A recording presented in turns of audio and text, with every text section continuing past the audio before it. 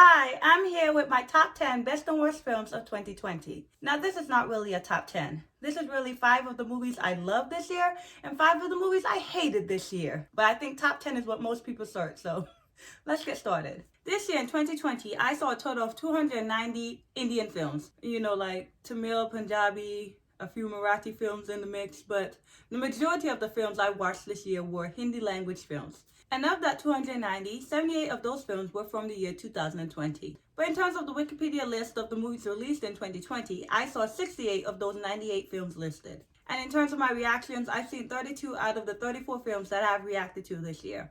I still have not seen Indu Ki Jawani, nor have I seen Kali Pili yet. Some of you may not know, but I like to rate my films on a scale of 1 to 5. 1 being the worst, 5 being the best. I feel some people may list Coolie Number 1, Gunjat Saxena, J Mummy D, Mrs. Serial Killer, Sadak 2, or maybe Street Dancer 3D as some of the worst films this year. But I didn't think they were the worst. I didn't think they were that bad. They actually got a 2 for me, and Street Dancer actually got a 3. There was something good about them, some redeeming quality, that these films were not painful to me. But there were 25 films that I hated more than those films, and those films all received a 1. Some honorable mentions for the worst. I thought Shimla Murchi was annoying. I thought Chaman Bahar, Lift Boy, and Penalty were beyond boring. I thought Dodashan was painfully unfunny. I also thought Virgin Banapia was painful as well and lacked in every single way. I thought Durga Mati was a mess, and when I found out the twist, I thought it was a hot mess. I thought Guinea West Sunny was unbearable to get through for some reason. It took me a month to finish that movie. And then I was watching other films and I realized, hey, I never finished Guinea West Sunny. But then when I went back to it, I realized that I had seen the entire movie. I just didn't remember. That's how forgettable that movie was to me. Number 5. Originally I had Virgin Banapriya as number 5. But just like last year, came another Akshay Kumar film. Number 5 is Lakshmi. Lakshmi felt unpolished, unfinished. The script felt like it was the rough draft, and the acting felt like it was the rehearsal. The only person that kind of committed was Akshay Kumar when he turned into Lakshmi. I found problems with the writing, the story, the pacing, the transitions into the songs. I don't think the romance is romantic. I don't think the horror is scary. And I don't think the comedy is funny. I think people took issue with the film because they felt like it insulted the transgender community. But I thought, or what I got out of the film was that it was trying to shed a light on that community and was trying to give a voice to that community. Yet the character wasn't very good, but no different than any horror film in which the ghost is trying to get revenge. Number 4 is Dolly Kitty or Vote Chamakate Sitare. It tried to make a female empowerment film, but sometimes, as I said in, I think that trailer reaction, it can take away from the story because instead of trying to make a good film, it's more about making a point. I think one way in which you can always make a point is if you connect with the characters, whether you agree with them or not. In this movie, I never connected with the characters. I think my biggest problem with this film is that I didn't like any of the characters. I didn't feel sympathy for the characters. I felt this movie was trying to play with my emotions or manipulate my emotions with its choice of music and the way the story was drafted. I'm supposed to feel upset with the husband for flirting with Kangana's sister, right? Which makes sense, duh, right? But then I'm supposed to feel some kind of sympathy and want for Kangana's affair.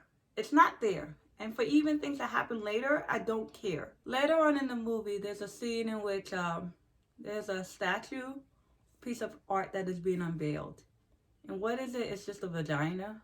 Just because it's a vagina, it's art and it means so much. But does it? It's just a vagina. So just because this film had vaginas or women doesn't make it art. Number 3 is Boggy III. I had reviewed this movie earlier in a different video, which I will link below if you want to check it out. The beginning scene of Boggy III is funnier than the entirety of Pagopanti, and it wasn't intended to be funny. The movie is a good time, but for all the wrong reasons. It's so bad that it's good, but then it just becomes bad that it's bad. The acting is horrendous. The action scenes are all pretty cool, but as stated before, they all look like a performance. There's no tension and there's no drama within the action. It's just about stuff looking cool. Before we even got to the end of the movie, it was already over for me because I didn't care. Number 2 comes from Gulabi. I found my notebook. I like to write stuff down. I saw a review I gave for Gulabi. I don't know if I was going to make a video or just trying to get my feelings out, but this is some of what I wrote. Beyond boring, hard to watch. 2 characters I do not like and feel no sympathy for.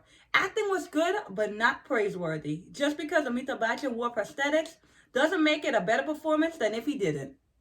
I think I stand by that. This is going to sound like a weird complaint, but I found this film to be ugly. No matter the settings, whether it's a rural location, whether it's the city, the beach, the hills, the slums, there should be something visually appealing about it. Now, there were some beautiful shots of the city, but for the main setting to be inside of that house, whether it's old or new or recently built or fallen apart, there should be some kind of character of the setting, and I didn't find that to be the case.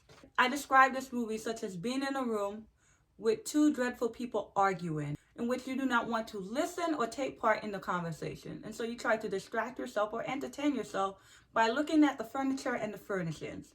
But all of it is rather drab and dull, so you feel stuck in a place you cannot get out of. It took me a while to get through this film. I kept pausing it and then I would go back to it, and I wished I could fast forward it. And I think the thing that disappointed me the most was that this movie starred Amitabh Bachchan and Ayushmann Khurrana. 2 of my faves. I love them. Love both of them. And I told you I was quite excited for a movie to be starring both of them. I hate this movie. And I hate that I hate this movie because it stars 2 people that I love. And number 1 goes to the worst movie for me, Aaj Kal. The worst thing about this movie is the overacting from Sara Ali Khan. Kartik played 2 people and left no impression upon me from neither role. With a story with 2 love stories, the best chemistry comes between Sara Ali Khan and Randy Puda, which is not supposed to be the case. I found myself not even wanting to read the dialogue. The way I describe a one is usually pain. There's some kind of physical pain to sit through this entire movie.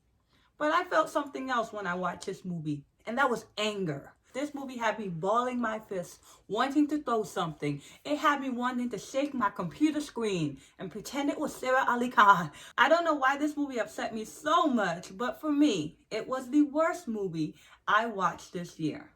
Before we get to the top 5 best movies I watched this year, I thought I'd show you some of the movies which I really liked. All of these got a 4. Not saying they're all the best films now, but I really enjoyed these films.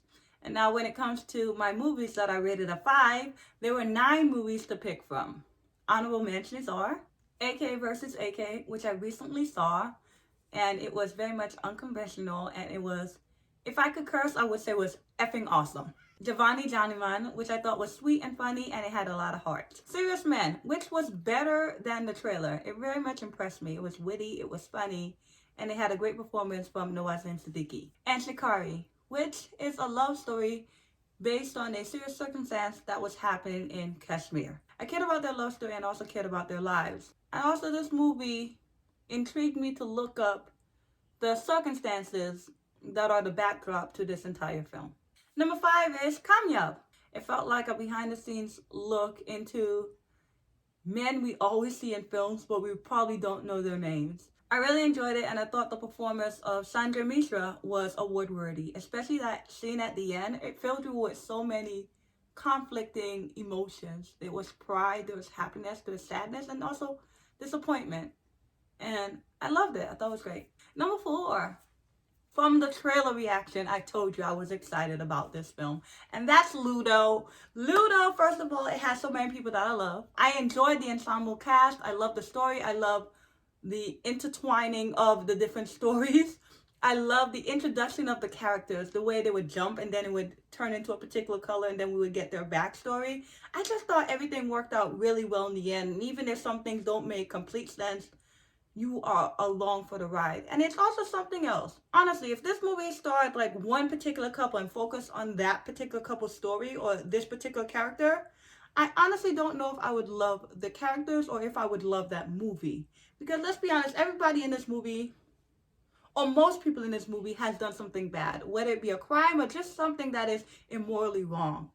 And you still like them. That's the thing about this movie. You like everyone, even though some of them are not the best people in life. I think it's a well thought out movie, well done from the pre-production to the post-production. Number 3 goes to Chapak. In my mid-year review, I told you this was the best film of the year I had seen at that point. And I still think this film is fantastic. A great performance from Deepika Padukone. Great to see her back in the limelight. Also a great performance from Vikram Massey. It was a movie in which the main character shone a light on a serious topic. Usually we get this from a side character, or it'd be the main protagonist's sister, something like that. Usually not the main character of a film. I thought the movie had a lot of light, and it had a lot of heart, and it held a lot of hope. And very much an inspirational film. Number 2 goes to Ratha Kaylee Hay. I don't know why I love this film so much, but again, right from the trailer reaction, I told you I was going to love it. I was very excited for this film. I love the tone of this film. I love the twists and the turns, and I felt like I was right along for the journey. I found myself invested in the writing as well as the family dynamics. Everybody was fantastic in the film, especially my love, Nawazuddin Siddiqui and Radhika Apte. Love both of them. And actually, you know what? They really had a good chemistry between them. I had 2 problems with the film. One, in terms of a particular plot line, I don't know how he got that medical information. I don't know how we got there. Spoiler, forgive me. On the train, that moment is a moment of self-discovery. It's about a physical journey, but a person's journey to finding themselves, okay? And they turned it into a romantic ending. And me, I love romance. I felt like it wasn't about that. This woman has been controlled and manipulated by men. At this point, I didn't care about her having a relationship with another man. That moment was about her, not about them. And also, that moment makes it feel like he wasn't doing his duty as a police officer. It made it seem like it had a bit of selfish intent.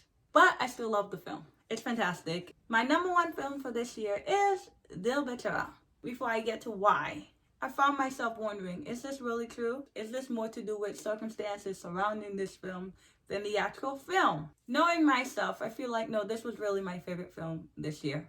It's my type of movie. My favorite type of movie is a movie that makes you laugh and then it makes you cry. This movie made me laugh and it made me cry. For this movie, I couldn't hold back my laughter, my smiles, nor my tears. I felt for the movie and I felt for the characters. I feel that the story is very simple, but I found myself to be satisfied with the characters and the dialogue. I really enjoyed the acting in this film all the way around. I thought everyone gave a great performance. Direction, cinematography, music, acting, the story, the dialogue. I thought this movie was great all the way around. So, my number 1 film this year. Feel free to leave your opinion down below and share what were your best and worst movies this year. Bye.